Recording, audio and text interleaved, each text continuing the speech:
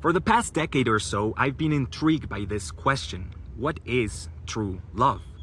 I got married. I got divorced. I was in a relationship before. I've read plenty of relationship and love books. And I think this is the single easiest answer to this question. Love is arguably the most fascinating and mysterious part of being human, and we usually don't stop to really think about it until we are deeply feeling it. We all say we want true love, but what the fuck is true love actually about?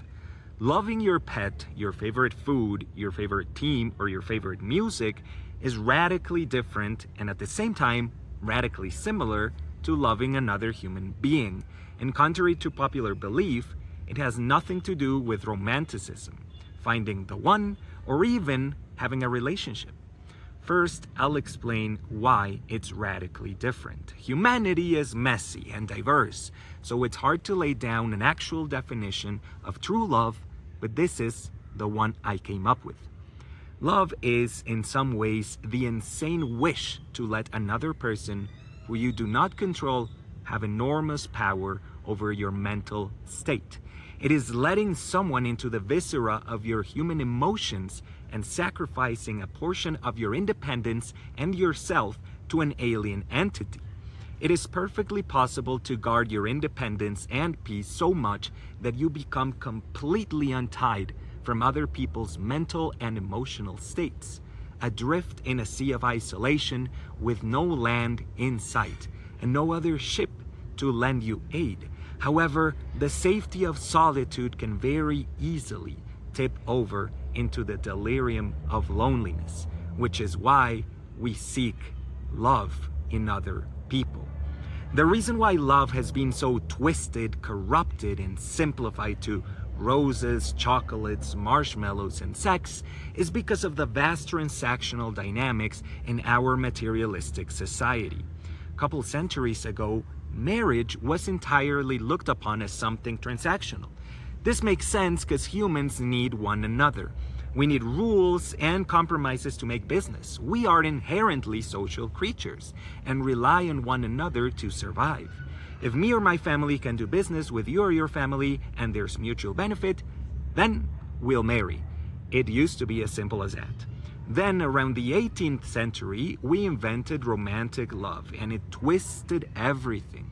We started deifying and putting on a pedestal the person we're in love with because it allowed us to feel more alive and it opened our imagination to write poems and stories, songs about the person we were in love with.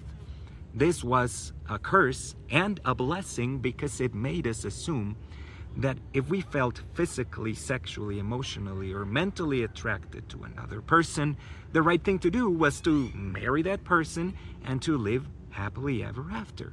This was a disaster and has led to countless heartbreaks, breakup songs, self-help books, and plenty of other shit. The simple fact that people stay and have lasting, unhappy, and unfulfilling marriages is evidence of the fact that love and a committed relationship don't always go hand in hand. It was a blessing in some way because it allowed us to create great stories, poems, and songs. If romantic love is not true love, and if by definition marriage doesn't involve love, then what exactly is true love? People need things from other people, and the medium in which value is exchanged is a relationship. Everything you can get from a relationship, including children, commitment, respect, sex, kisses, physical intimacy, a routine, predictability, love gives a total shit about all that. This sounds counterintuitive, but hear me out. I mean that love, when sincerely given, drives you to and is rooted in humility. Not in some type of false humility that says, I'm no good and you're so much better than me. That would be putting the person on a pedestal as in romantic love. It is given with an honest humility that is comfortable enough with your true self to forget your worries, insecurities, and agenda. True humble love is able to act for the good of the other person without needing to focus on oneself. True love is not transactional. It is giving without expecting anything, be it material or abstract, in return. True love is being filled by the mere presence of the other person. In order to assess yourself as the best possible partner for the person that you love, you must have an arrogant mindset. If you have an arrogant mindset, your own egotistical attitude prevents the humbleness innate in true love. You cannot simultaneously be proud and humble. If you love someone, you want the best possible thing for them, which, even if it is you in that moment, might not be you the next day or the next year. By shackling the person you love into a relationship, you are limiting their freedom and thus their possibilities to pursue their own dreams and happiness. That is not selfless love, that is a relationship. It is incredibly rare to find a relationship in which selfless love and mutual transactions are perfectly balanced, though not impossible, which is why people who marry to brag about finding the one simply because they find the other person attractive and slightly tolerable, making a huge deal out of it, are stupid as shit. True love doesn't say, I want the best that I can give you. It says, I want the best possible thing out there for you, regardless of the sacrifice I have to make. This is why I think the most common recognizable form of selfless love we see or experience is parental love.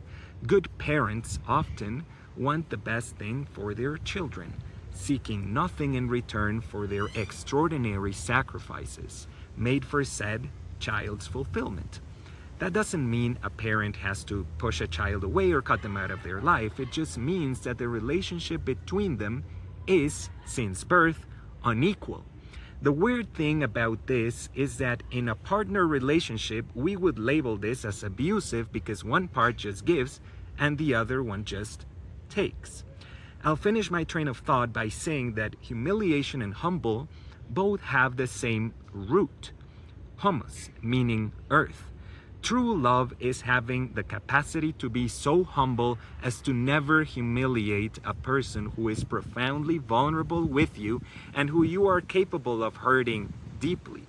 True love is being grounded enough to offer solid ground when the other person needs it. True love is being able to handle the tricky task of parenting your partner without sacrificing your own wants and needs, and realizing that their presence and attention, as much as it feels good, is not and should never be the main source of validation for your own self-worth.